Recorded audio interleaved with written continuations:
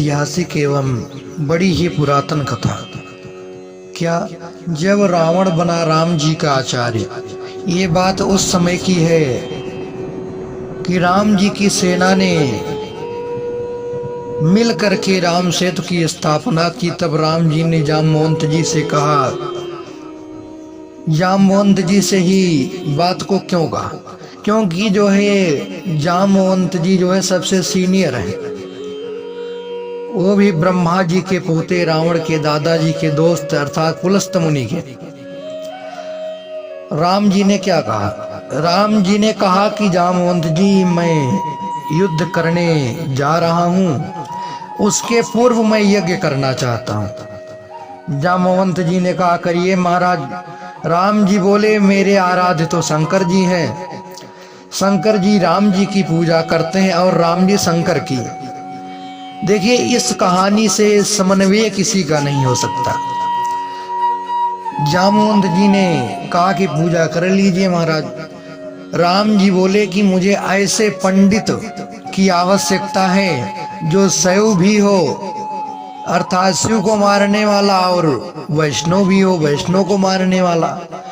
अब जामवंत जी ने कहा कि इस रण क्षेत्र में ऐसा पंडित मिलेगा कहाँ? तब राम जी ने कहा कि पूजा कैसे होगी? फिर जामवंत जी ने सोचा और कुछ देर बाद कहा कि एक पंडित है, पर वो आपका पुरोहित बनेगा नहीं। राम जी ने कहा, कौन? जामवंत जी ने कहा, पुलस्त मुनि का नाती महारथी रावण, जो शिव जी का भक्त भी है और वैष्णव भी है,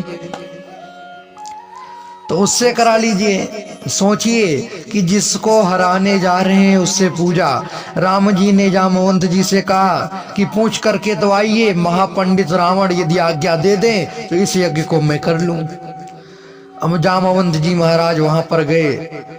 रावण को पता चला कि जामवंत जी आए हैं।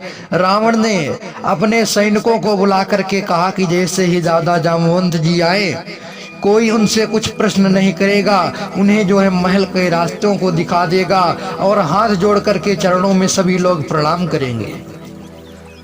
जामवंत जी महाराज रावण के पास पहुंचे तो रावण ने जैसे ही देखा, उनके चरणों को छूने के लिए आया, कहा कि पितामह दशानन रावण, मैं आपको प्रणाम करता हूं।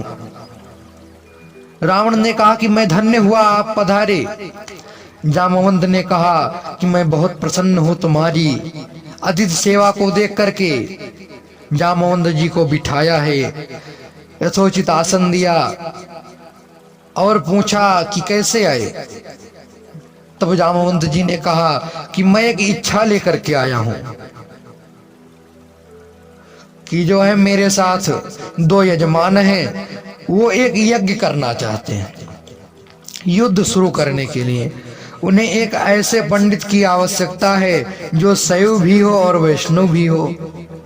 तुमसे अधिक गुणी व्यक्ति तो पूरी पृथ्वी पर हो ही नहीं सकता। क्या उनका पुरोहित बन सकोगे? क्या पूछा है रावण ने, बड़ा ही सुंदर पूछा। रावण ने कहा कि जहां तक मुझे सूचना है कि आपके दोनों यजमान अयोध्या नरेश महाराज दशरथ के राजकुमार राम और लक्ष्मण तो नहीं? जामवंत जी ने कहा, हाँ दशानन, वे ही हैं दोनों। क्या आप इसको स्वीकार करेंगे? रावण ने कहा, हाँ। रावण ने दोबारा बोला कि क्या उनके यज्ञ का उद्देश्य लंका पर विजय है? जामवंत जी ने कहा, हाँ, उनका यही उद्देश्य है। क्या आप इसको स्वीकार करेंगे?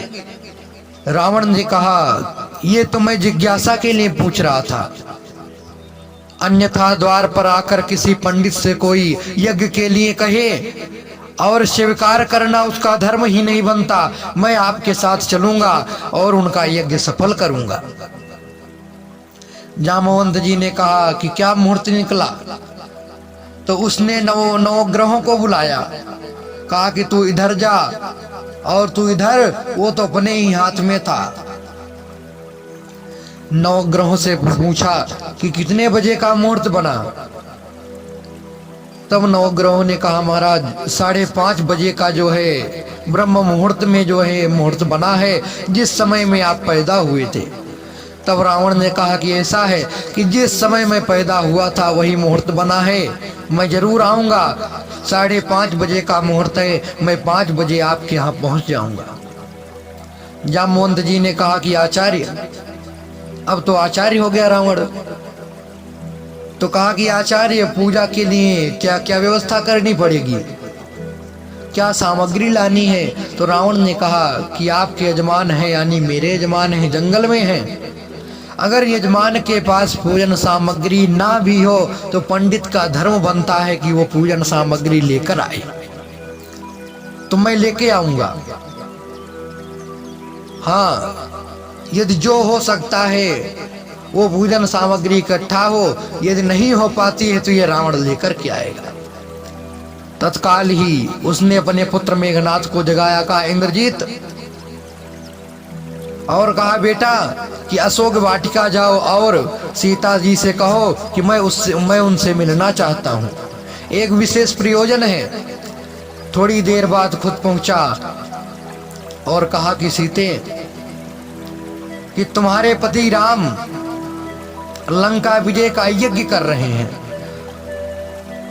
और उस यज्ञ का पुरोहित मैं हूं। कल सुबह ही मैं उसका पुरोहित बनूंगा। लेकिन हे सीते, एक विवाहित व्यक्ति की पूजा अधूरी है अगर उसकी पत्नी उस समय उसके पास ना हो। क्योंकि तुम उसकी पत्नी हो तो सुबह ये इंद्रजीत रथ लेकर के आएगा, तुम स्नान करके नए वस्त्र धारण करके पहन करके इस रथ पर बैठ जाना। क्योंकि मेरे यजमान की पूजा पूर्ण होनी चाहिए, मैं अपूर्ण पूजा का पुरोहित नहीं हूँ। और कहा तुम्हारी लंका से जो है मुक्ति केवल पूजा तक की है, और फिर हे सीते, पूजा होते ही उठना और वापस इस रथ में बैठ जाना, अशोक वाटिका वापस आ जाना। क्या सीता, क्या तो राम, क्या रावण, क्या गजब कहानी है। सुबह हुई, इंद्रजीत रथ लेकर के आया, सीता मैया को बिठाया और रावण भी आया। पूजा संपन्न हुई। कैसे? लिंग था विधवत कर पूजा, और शिव समान प्रिय मोई न दूजा। लिंग थापि विधवत कर पूजा, और शिव समान प्रिय मोई न दूजा। कहते हैं कि सुबह हुई, शिवलिंग की स्थापना हुई, बाली की मृत्यु से एक विग्रह बनाया गया।